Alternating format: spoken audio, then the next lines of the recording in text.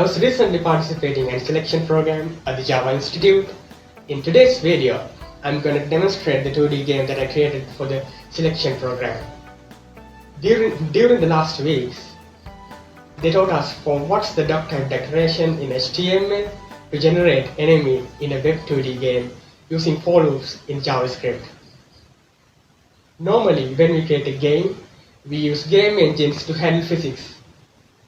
But in this game, I had to rely on the creativity of using variables and if-if statements to generate those things. So, enough talking, let's get into the video. So if you get into the game, you can see the welcome screen. You need to press enter to continue.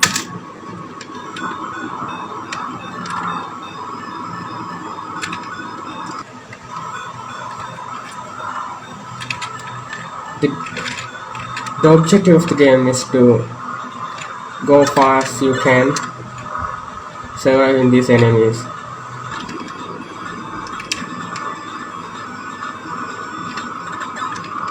You can shoot the enemy with the space key. If you get shot, you will get down with a cool animation, and you can fast forward the game if you want with the right arrow key.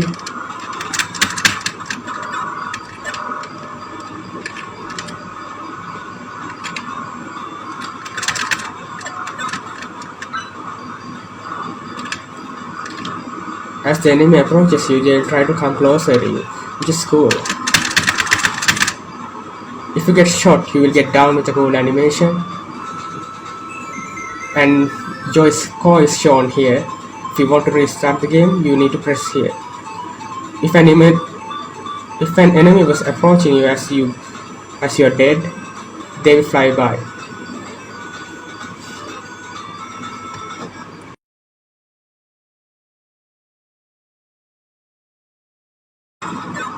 If you manage to shoot the enemy, they will fall down with a cool animation too.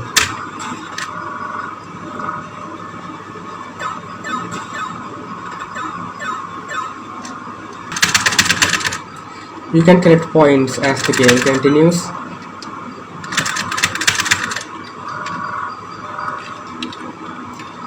The enemy will only shoot you if you are only in a certain range. They are not continuously firing you.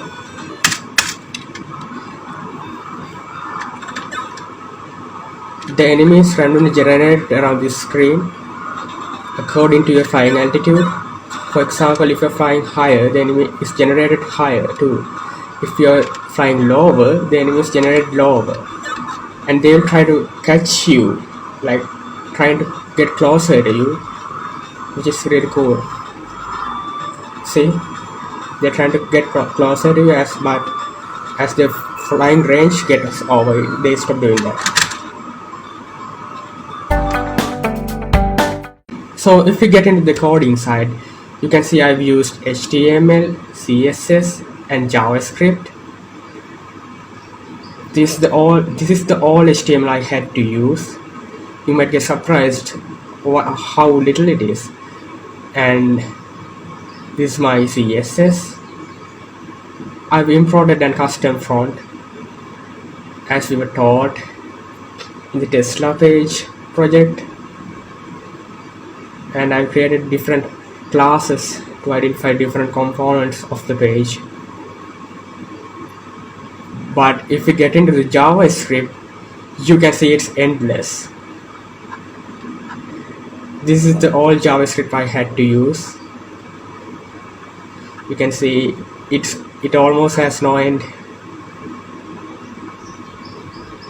The last function is the restart function.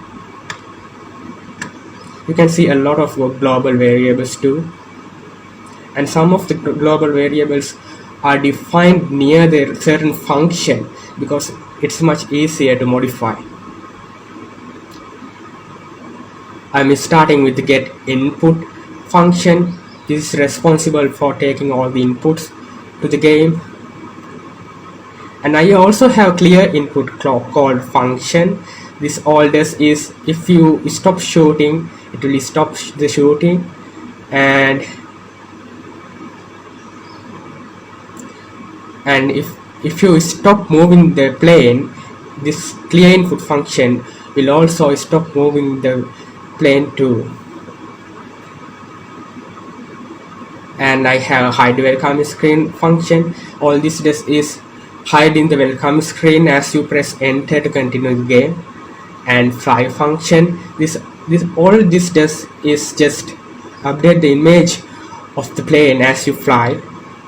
And I have the fly forward function. This function is the function that takes your plane a bit forward as you start the game and stop the plane in the middle of the screen. This function is responsible for that. And we have the move background function. All this does is create the illusion of your flying forward by moving the background backwards. And this move background function also calls create enemy and create point functions. And we have the pitch player function. What this function does is to sync the player as the player is stationary. And we have the change altitude function. This is the function that changes the altitude of the plane as you press the arrow keys. And we have the shoot function. What this function does is that changing the sprite of that yellow bullet-like thing rapidly to make the illusion like it's shooting forward.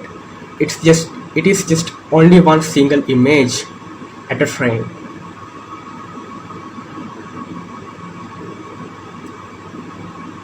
And we have the update score function. This updates this score with an increment of 5. And we have the create enemy function. All this function does is randomly creating the enemy in front of you. This function gets the current altitude of the player and randomly generate enemies near the player. And we have create points function. All this does is randomly generate points around the screen, and this function does not care where the player is currently at. And we have the move points function. And we have the point animation function. This is the function that does the animation as the player gets an point. And we have move enemy function. In the move enemy function, we check if the player is closer to the enemy, and if player is closer to the enemy, if the player was shooting, the enemy will die. If the player was not shooting, the player will get died. And we have the enemy shoot function. All this it does is to create the animation that happens when the enemy is shooting at the player. This is responsible for moving the bullet of the enemy. And we have the enemy down function. We have different function to handle the enemy down animation. All this does is to take the enemy down gradually according to this function. And we have a function called explode enemy.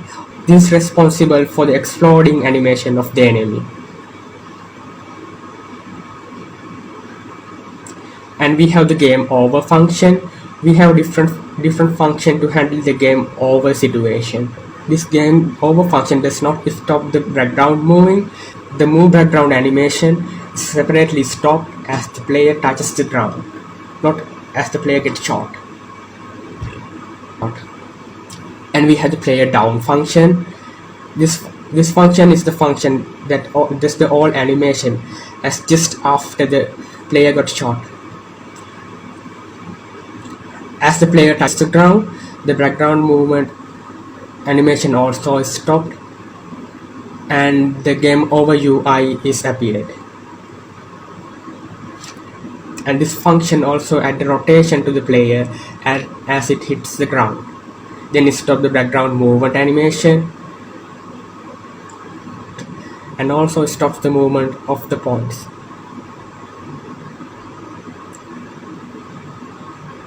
and we also pause the sound. And also we have the player explode player function. This is responsible for the exploding animation that happens on the player. And finally we have the restart function to restart the game. If you get in the HTML file, you can see I've called the on key down and an on key up event to the script, and on the game over screen you can see I've called the restart function with the on click. And finally I've mentioned the JavaScript file to attach it to the HTML file. If you get into the HTML file again, you can see a different element called debug. This is similar to the alert function, but the difference is this is just the HTML text that is updated by the JavaScript. I use this to get information from the script rather than relying on the alert function, because if you use the alert function it pauses the game. It is a bit annoying sometimes, but with this tag you can get information in real time while you play the game.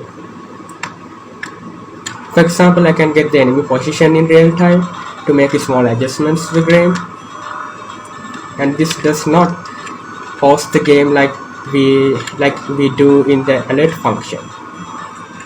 We can remove it as we upload the game, but for demonstration I will play to it. That's it for the video. Thank you guys for watching. If you liked the video, hit the thumbs up button and comment your ideas and share, and wish me good luck.